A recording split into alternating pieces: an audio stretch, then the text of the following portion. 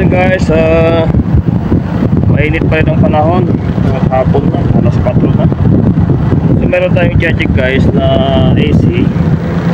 Itong AC na to, nagtataka yung may-ari bakit daw hindi masyado malamig at medyo hilaw nga yung lamig niya. So check natin guys kung ano yung problema niya. At ito na nga guys, nalagyan ko ng gauge. Susukatan natin kung ilan yung kanyang pressure. At nakita ko guys nasa 1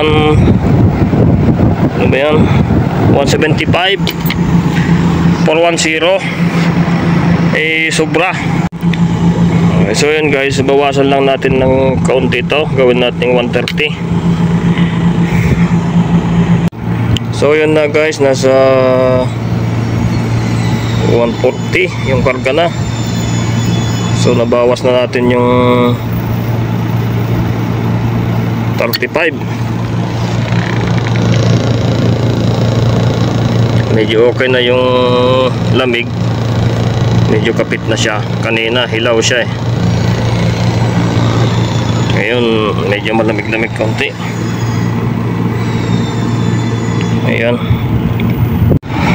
So ito na guys yung final 130.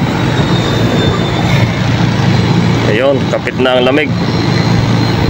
Okay na, so tanggalin na natin guys para tapos na itong ating ginagawa. Ay, lagay natin yung takip para hindi mag-leak. Ayan guys, sobra yung karga. Mula daw noon, hindi daw malamig ito nung na-install eh. Ayan. Ayan guys, ito Samsung. So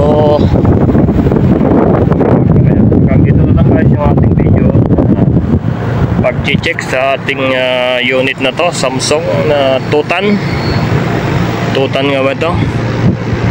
Ayan, 24 yung Tutan to, Tutan.